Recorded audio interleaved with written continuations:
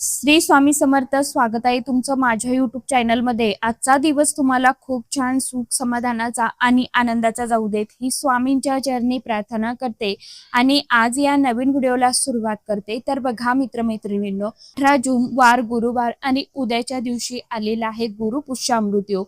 बघा, गुरुपुष्य गुरुवारच्या दिवशी पुष्य नक्षत्र येते, त्यावेळी हा अद्भुत आणि चमत्कार योग जुळून येतो. या दिवशी केलेली कोणतीही सेवा, उपासना, आराधना, पूजा किंवा खरेदी आपल्याला करण्याला खास विशेष अनन्यसाधारण महत्व असते. बघा, आपल्याला अक्षदासारखे अनंत पटीने फळ देऊन जाते. अनेक जण या दिवशी सोने, चांदी किंवा नवीन वस्तू खरेदी करतात, त्याचबरोबर गाडी किंवा जमीन, घर खरेदी करतात. परंतु तुम्हाला माहित आहे का, सोने चांदी खरेदी करणं शक्य नसेल तर अजिबात काळजी करायची गरज नाही. कारण की बघा, मला असे काही सात्विक आणि अत्यंत प्रभावशाली उपाय सांगणार आहे, जे तुम्ही घरच्या घरी केले तर तुमच्या आयुष्यामध्ये पैशाची कधीही उणीव, चणचण, कमतरता तुम्हाला भासणार नाही. बऱ्याचदा आपल्या आयुष्यामध्ये विनाकारण मानसिक ताण तणाव निर्माण होतो. घरामध्ये सतत वादविवाद, भांडणे होतात. त्याचप्रमाणे वास्तुदोषामुळे घरात पाऊल ठेवताच अशांतता जाणवते आणि सगळ्यात मुख्य म्हणजे नकारात्मक ऊर्जेमुळे प्रगती राहते.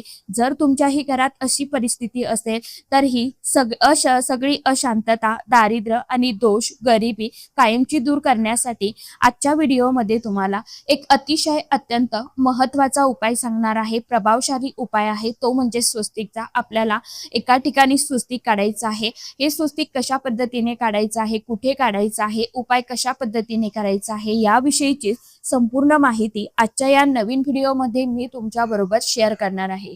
त्यामुळे तुम्ही हा व्हिडिओ स्किप न करता शेवटपर्यंत नक्की बघा. चॅनलवरती तुम्ही जर हा व्हिडिओ पहिल्यांदा बघत असाल तर चॅनलला आवर्जून सबस्क्राईब करा आणि असेच नवनवीन माहितीपूर्ण व्हिडिओ बघण्यासाठी समोरील बेल आयकॉनलाही प्रेस करा. त्यामुळे काय होईल, जेव्हा कधी मी नवीन व्हिडिओ अपलोड करेल तर सर्वात अगोदर त्याचं नोटिफिकेशन तुम्हाला मिळेल आणि तुम्ही एकही व्हिडिओ मिस करणार नाही. कमेंट बॉक्समध्ये ओम नमो भगवते वासुदेवाय नमः हा मंत्र सर्वांनी जास्तीत जास्त लिहा. तर बघा मित्रमैत्रिणींनो, घरामध्ये सुख, शांती, समृद्धी येण्यासाठी जितके देवाचे आशीर्वाद महत्वाचे असतात, तितकेच आपल्या पूर्वजांचे म्हणजे पितरांचे आशीर्वाद असणं देखील गरजेचं असतं. जर पितर प्रसन्न नसतील तर घरात सतत अडचणी, अडथळे येतात. बघा, यासाठी शुभ दिवशी तुमच्या घरामध्ये दक्षिण दिशेला एक दिवा आवर्जून लावायचा आहे, कारण दक्षिण दिशा ही आपल्या पितरांची दिशा मानली जाते.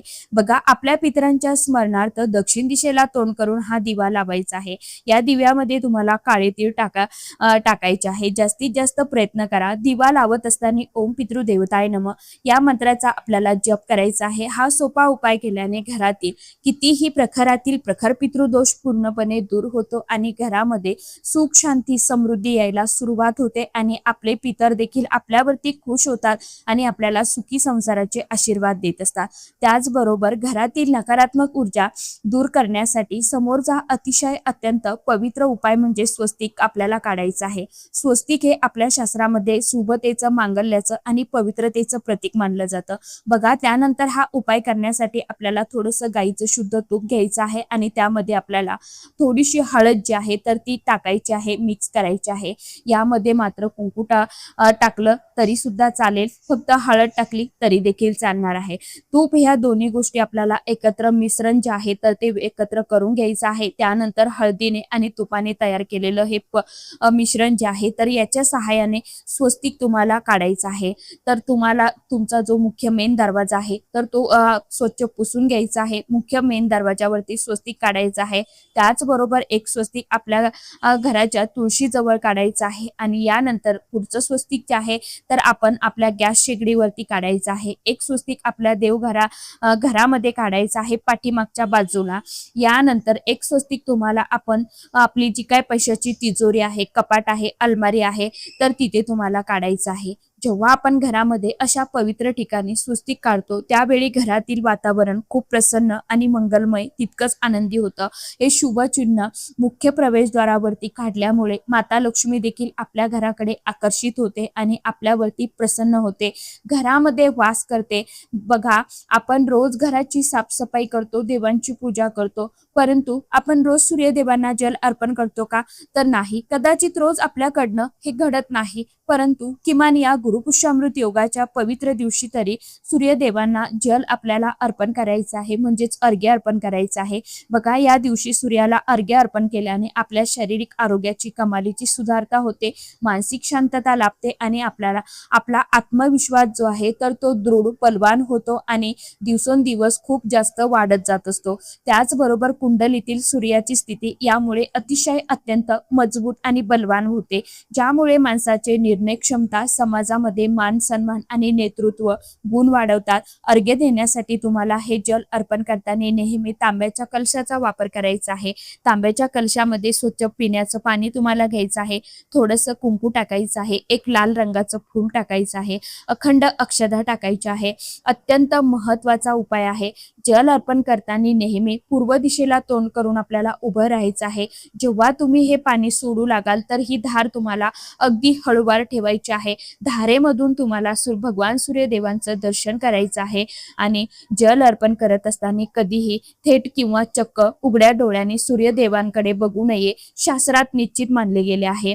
त्याचप्रमाणे पूजा करताना वापरलेला दिवा शांत झाला की तो स्वच्छ करून तुम्ही पुन्हा वापरू शकता आणि तुम्हाला हे जल अर्पण करत असताना तुम्हाला मनामध्ये ओम आदित्याय नमः किंवा ओम सूर्य देवताय नमः या मंत्राचा जप करायचा आहे.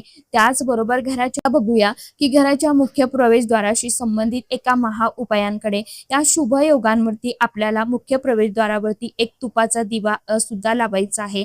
हा तुपाचा दिवा प्रज्वलित करत असताना यामध्ये आपल्याला आवर्जून चिमूटभर हळद जी आहे तर ती टाकायची आहे. यामुळे आपला गुरुग्रह जो आहे तर तो बलवान होतो. यासोबतच माता लक्ष्मी आपल्या घराकडे आकर्षित होते, आपल्याला माता लक्ष्मीचा आशीर्वाद मिळतो आणि म्हणूनच आपल्यावरती माता लक्ष्मी प्रसन्न होते.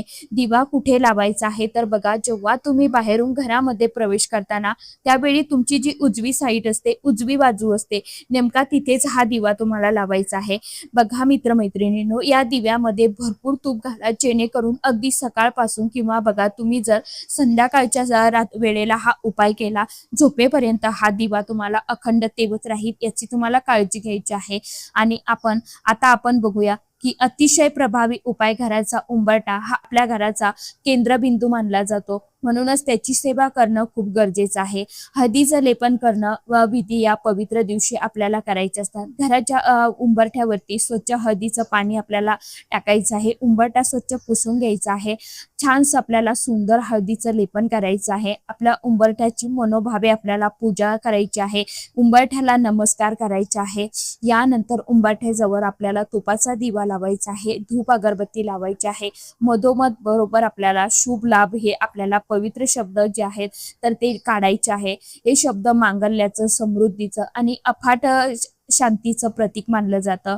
शुभ म्हणजे संपूर्ण आयुष्यात चांगलापणा आणि पवित्रता येते, तर लाभ म्हणजे आर्थिक फायदा आणि प्रगती मिळवणे. हे शब्द गणेश आणि लक्ष्मी यांच्याशी जोडले गेले आहे. त्यामुळे घरातील सर्व नकारात्मक ऊर्जा ही कायमची नष्ट होऊन सकारात्मक ऊर्जेचा प्रवाह जो आहे तर तो घरामध्ये वाहत राहतो. त्यानंतर बघा, नियमित दिवसामध्ये आपण आपले घर स्वच्छ करण्यासाठी झाडलोट करतोच, किमान फरशी पुसत असतो. त्यामुळे डोळ्यांना न दिसणारी धुळीतील नकारात्मकता दूर होते. परंतु बघा, गुरुपुष्यामृत योगांवरती म्हणजेच या गुरुवारी घरात कधीही फरशी पुसली जात नाही. त्याचबरोबर गुरुवारच्या दिवशी फरशी पुसली जात नाही, म्हणून या दिवशी तुम्हाला फरशी पुसायची नाहीये. त्याऐवजी एक खूप महत्वाचं काम करायचं आहे. एका काचेच्या किंवा तांब्याच्या ग्लासमध्ये थोडंसं स्वच्छ पाणी घ्या. त्या पाण्यामध्ये थोडंसं गोमूत्र टाकायचं आहे, सोबतच चिमूटभर हळद टाकायची आहे, थोडंसं गुलाबजल टाकायचं आहे आणि हे पाणी तुम्हाला फुलाच्या सहाय्याने तुम्हाला घरामध्ये शिंपडून घ्यायचं आहे. बघा, घरातील प्रत्येक खोलीमध्ये हे पाणी शिंपडा आणि मुख्य प्रवेशद्वाराच्या उंबरठ्यावरती तसेच उंबरठ्याच्या बाहेर सुद्धा हे पाणी आवर्जून शिंपडा. या उपायामुळे आपलं संपूर्ण घर अतिशय अत्यंत पवित्र आणि शुद्ध होते. साक्षात माता लक्ष्मी आपल्या घरामध्ये निवास करते. आपल्या डोळ्याने न दिसणारी जी काही नकारात्मक ऊर्जा आहे तर ती देखील पूर्णपणे नष्ट होते. त्यानंतर आपल्या आयुष्यामध्ये विनाकारण येणारा मानसिक ताण तणाव, घरातील नकारात्मक ऊर्जा, वास्तुदोष किंवा सतत होणारे कलह, अशांतता जी आहे ना तर ती दूर करण्यास करण्यासाठी हा दिवस अतिशय अत्यंत सुवर्ण संधीचा दिवस मानला जातो आणि म्हणूनच या पवित्र दिवसाची सुरुवात आपल्याला एका विशेष स्नानापासून आंघोळीपासून करायची असते। बघा, या दिवसाचा पहिलाच उपाय आहे। त्यानंतर जेव्हा तुम्ही गुरुपुष्यामृत योगांवरती सकाळी स्नान करायला जाल त्यावेळी तुम्हाला आंघोळीच्या पाण्यामध्ये एक विशेष वस्तू टाकायची आहे, ती म्हणजे चिमूटभर हळद। ज्योतिषशास्त्रात हळद ही गुरुग्रह मजबूत करण्यासाठी अतिशय अत्यंत महत्वाची मानली जाते। आंघोळीच्या पाण्यात हळद टाकून जर आपण स्नान केलं तर आपला गुरुग्रह जो आहे तर तो बलवान होतो। या व्यतिरिक्त जर घरातील लहान मुलांना किंवा मोठ्यांना कुणाला प्रखर दृष्ट लागलेली आहे, बाधा लागलेली असेल, नजर बाधा झालेली असेल किंवा काही नकारात्मक ऊर्जा आपल्यामध्ये असेल तर ती सुद्धा या हळदीच्या या हळदीच्या आपण पाण्यामध्ये टाकून स्नान केल्यामुळे ती पूर्णपणे दूर होते। म्हणूनच घरातील अगदी लहान मुलांपासून ते मोठ्यांपर्यंत सर्वांनी आंघोळीच्या पाण्यामध्ये या वस्तू ज्या आहेत तर त्या आवर्जून टाकायच्या आहे आणि या पाण्याने स्नान करायचं आहे। या सेवा गुरुवारच्या दिवशी करून बघा। या दिवशी तुळशीच्या पूजेला आपल्या शास्त्रामध्ये खास विशेष अनन्यसाधारण असं महत्व आहे, कारण पिवळ्या रंगाच्या ज्या काही वस्तू आहेत तर त्या भगवान श्री हरी विष्णू देवांना आणि माता लक्ष्मीला अतिशय अत्यंत प्रिय असतात। कच्चं दूध आणि हळदीचा विधी, म्हणूनच आपल्याला या गुरुवारी माता तुळशीला थोडंसं कच्चं दूध आपल्याला अर्पण करायचं आहे। शक्य असेल तर त्यामध्ये थोडंसं आपल्याला केसर देखील मिश्रित करायचं आहे आणि हे दूध माता तुळशीला अर्पण करायचं आहे। दूध अर्पण करत असताना आपल्याला मनामध्ये ओम नमो भगवते वासुदेवाय नमः या मंत्राचा जप करायचा आहे। गुरुपुष्यामृत योगांवरती तुळशी मातेला कच्चं दूध अर्पण केल्याने आयुष्यातील सर्व प्रकारच्या आर्थिक अडचणी दूर होण्यासाठी मदत होते। हे दूध अर्पण करत असताना त्यामध्ये थोडीशी हळद टाकायची आहे, नसेलच तुमच्याकडे केसर तर, आणि हे आपल्याला माता तुळशीचं मनोभावे पूजन करून घ्यायचं आहे। माता तुळशीला मनोभावे आपल्याला ओम नमो भगवते वासुदेवाय नमः हा मंत्र पठण करत करत 11 प्रदक्षिणा तुळशी मातेला करायच्या आहे। अशा पद्धतीने तुळशी मातेचं पूजन देखील आपल्याला उद्याच्या दिवशी करायचं आहे। पूजा पूर्ण झाल्यानंतर तुमची जी काय मनातील इच्छा, आकांक्षा, मनोकामना आहे तर ती माता तुळशीला तुम्हाला सांगायची आहे। या मंगल वातावरणात देवघरामध्ये भगवान विष्णुदेव आणि माता लक्ष्मी यांची विशेष सेवा आपल्याला करायची आहे, ज्यामध्ये तुम्ही कनकधारा स्तोत्रम, श्री सुक्तम, पुरुष सुक्तम पठण करू शकता। त्याचबरोबर 16 वेळा महालक्ष्मी अष्टकम पठण करू शकता, गायत्री मंत्राचं पठण करू शकता, त्याचबरोबर विष्णू सहस्रनाम पठण करू शकता। तुम्हाला ज्या सेवा शक्य होईल, जेवढा वेळ तुमच्याकडे असेल तेवढी सेवा तुम्हाला या दिवशी जास्तीत जास्त नक्की करण्याचा प्रयत्न करायचा आहे। त्यानंतर या सेवा करताना माता लक्ष्मी समोर तुम्हाला लांब वातीचा दिवा जो आहे तुपाचा तर तो देखील लावायचा आहे, परंतु दिव्याचा आपल्याला छान हळदी कुंकू लावून पूजन करायचं आहे। दिव्याला आपल्याला नमस्कार करायचा आहे, प्रार्थना करायची आहे की मी जी काय माझी छोटीशी सेवा करत आहे तर ती मनापासून करत आहे आणि मला या केलेल्या सेवेचं फळ जे आहे तर ते प्राप्त होऊ द्या। माझी जी काय छोटी मोठी सेवा असेल तर ती भगवंता तुमच्या चरणी रुजू होऊ द्या आणि तुमच्यापर्यंत ती पोहोचू द्या, अशी तुम्हाला माता लक्ष्मी आणि भगवान श्री हरी विष्णू देवांना प्रार्थना करायची आहे। तर अशा पद्धतीने तुम्हाला सांगितल्याप्रमाणे स्वस्तिक जे आहे तर ते उद्याच्या दिवशी गुरुपुष्यामृत योगांवरती हा उपाय करायचा आहे। आता उपाय तुम्हाला कोणत्या वेळेमध्ये करायचा आहे? उपाय तुम्ही सकाळपासून ते संध्याकाळपर्यंत करू शकता, मात्र फक्त तुम्हाला 12 ते 12:30ची वेळ टाळायची आहे। संध्याकाळपर्यंत हा उपाय केला तरी देखील चालणार आहे। तर आशा करते व्हिडिओमध्ये सांगितलेली माहिती सर्वांना समजलीच असेल। ज्यांना काही समजलं नसेल त्यांनी कमेंट बॉक्समध्ये विचारू शकता। तर चला, आजच्या व्हिडिओमध्ये इतकीच माहिती होती, कशी वाटली नक्की सांगा। व्हिडिओ आवडला तर चॅनलला आवर्जून लाईक, शेअर, सबस्क्राईब जरूर करा। परत भेटूया नवीन माहितीसोबत, नवीन व्हिडिओसोबत। तोपर्यंत सर्व माझ्या यूट्यूब परिवाराला श्री स्वामी समर्थ।